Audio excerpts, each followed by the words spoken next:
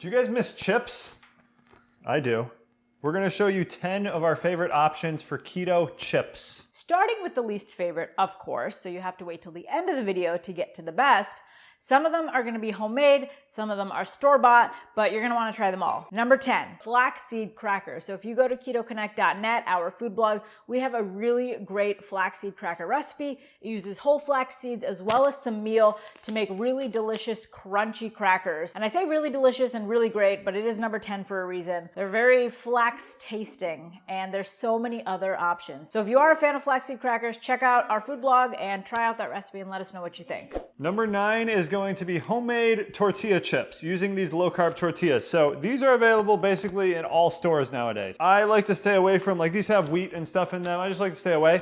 But a lot of people love these, and we do have a recipe on our food blog, ketoconnect.net, exactly how to make these, and it's really simple. If we're being real, these are probably like the best chip replacement that you can really have. It's just the ingredients aren't that good. But as far as taste, texture, crunchiness, these are where it's at. I'm just gonna do like 3 of them here. I got them stacked up. Just cut them. Mega thinks you should use a pizza roller for this job. I disagree. Maybe that would be easier, actually. Do some of the cuts with the pizza roller to compare. Pizza roller is just not as straight. Well, I guess it is pretty straight. And then we have a baking sheet here with a silicone mat. And all I'm gonna do, I have some olive oil spray. I like to use olive oil, coconut oil, or avocado oil. And I'm gonna spray this on top to help them crisp up. Really easy. You can't mess these up. It's pretty tough unless you burn them. Okay, so you wanna have an even layer for them to crisp up. I'm gonna spray a little bit of this. This will help them get crispier. And then you're definitely gonna wanna do a liberal sprinkling of salt. If you wanna take these to the next level, we're not gonna do it here. You're gonna wanna do a squeeze of some lime juice, but this is all there is to it. We're gonna put it in the oven, 375, and I think it should take about 8 to 10 minutes, but we're gonna keep an eye on them. They will burn pretty quick. Okay, chips are out of the oven, and these were in for a little over 10 minutes.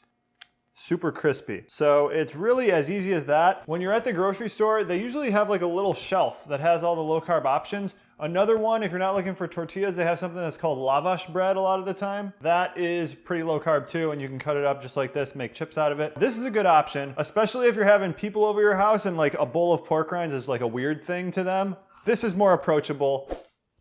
Number 8, radish chips. Radishes are the potatoes of the keto diet. A lot of people say that. I think that's pretty true. Do people say that? I think it's personally true. Like radishes, as opposed to like home fries or something, I think they're great. But we're gonna make chips out of these. So you could just slice them up and eat them raw, like veggie chips. We are going to make them chips in the air fryer. You could also do them in the oven probably, as well as like deep frying them in some coconut oil, but we're gonna show you how to make them in the air fryer. So I'm gonna pull some out. They don't have to be too thin, but thin enough that they will crisp up. All right, so I've sliced up some radishes here and the air fryer is preheating. I like to usually preheat it for 2 to 3 minutes for any recipe I'm doing. All right, the air fryer is preheated and we are preheating it at 400 degrees, which is what we're gonna cook these at. So I'm going to lay them out and we're gonna try and get them in an even layer. And then we're gonna take some spray. So we have avocado oil here, but you can do coconut oil, you can do whatever spray you have on hand. And we're gonna spray these. And of course some salt. And you can do whatever seasoning you want. So we're gonna pop these in for 5 minutes and then we'll check on them and see what they're looking like. All right guys, they are done. So that was a total of 8 minutes. At about the 5-minute mark, I flipped a couple because some of them were starting to brown, like you can see this little guy. So the thickness is what determines how brown they will get, but very, very crispy. A very low calorie, salty, crunchy snack, great for movies. So there you have it.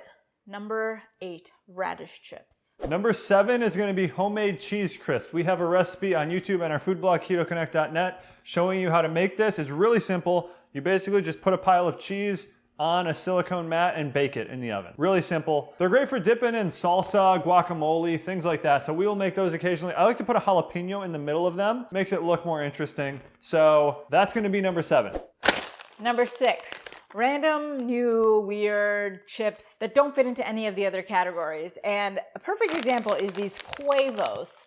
So they are egg chips. I think they're really, really tasty. And they're crispy, they're thin, they're perfect for dipping, they're perfect for snacking on. A couple other options that we've seen in store are chicken chips, protes, which I don't know the exact macros on. And there's probably a lot more that I can't think of, but that's number 6.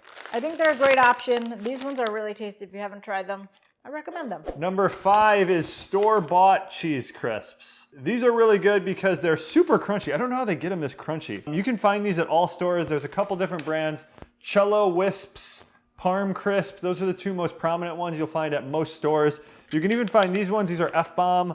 I don't think you can find these, but you can find a lot of different ones in grocery stores. I like to take them for a movie snack. They're good for like sprinkling on your salad too, as a really crunchy topping. Number 4 is one of my personal favorites, vegetables. It would have been Matt's number 10, but I convinced him.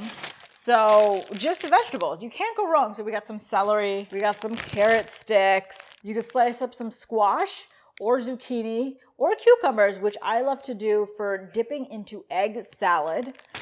So really any veggie is crunchy if it's raw and great for dipping most of the time. We're getting to the big leagues now. Number 3 is going to be pepperoni chips homemade. We do have a recipe for this in our cookbook, which I will link that below if you guys want to pick that up. It's really good, over 150 recipes. But I'm going to show you how to make it real quick here. It's good for dipping with like marinara sauce or like some kind of a pizza preparation. I don't think a lot of people know about this, and it's really simple to do. So all you need is, we're going to make this in the microwave.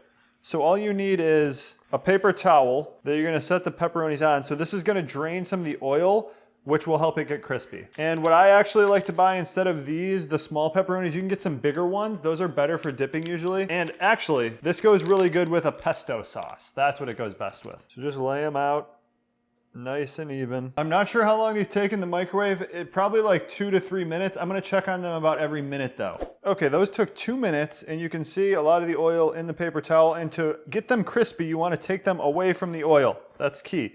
So I would quickly put them onto another paper towel, and these took 2 minutes, and they're very crispy. And you can see, very crunchy. So that is gonna be number 3.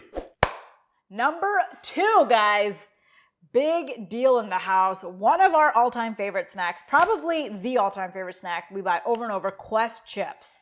So we got a lot of variations here. This is my personal favorite, the nacho cheese. This is Matt's personal favorite, the taco. So good. You can dip them. You can use them as like a nachos base. This is also a really good flavor, cheddar and sour cream. So if you're missing chips, they've like reformulated. They used to be terrible and cardboard-like, but they reformulated, especially these nacho style ones, and they're super tasty, great macros, super low carb, and the ingredients aren't bad either. Number 1, pork rinds. So if I had my way, if this wasn't a joined list between Mega and I, Quest chips would be number 1, easily. But Mega says pork rinds are the true number 1. So there's a couple different brands. These are the 2 we most commonly get. I'd say they're the highest quality, 4505 and Epic. And then they have usually 2 variants. So you got cracklins, which I would say I prefer. Do you prefer those? Yeah, so does Theo. So does Theo. Theo likes the cracklins. And you have just normal pork rinds. So cracklins have more like attached fat on them. Whenever you're buying pork rinds, there's a couple things to look for. The first thing is, what are they cooked in? Typically, it's just pork skins fried in rendered pork fat. They just put it all in a big tub and they fry it. That's what most places do. Sometimes though, you'll find them fried in sunflower oil, canola oil, weird other oils that they're adding in. I avoid those. The other thing is the seasoning mixture. A lot of the cheaper brands, the seasoning mixture will have stuff you don't want in it, like cornstarch, MSG, just different things like that you might want to stay away from. These usually have better seasoning mixes that are just the seasonings. As far as nutrition and everything goes, these are probably the top tier chips on the list, and that's probably why they're number 1. Taste-wise, they're not as good as Quest chips. I agree with that, but an overall package, pork rind. So these are the top 10. What did we miss? I don't think we missed any. We took a long time to think up this list, so I don't think there's anything that fell through the cracks. The only thing I can kind of think of is jicama, but that's not really chips. It's not good. So comment below if we miss anything, if there's something you guys love that we left off the list. Let us know your order. At least give us your top 3.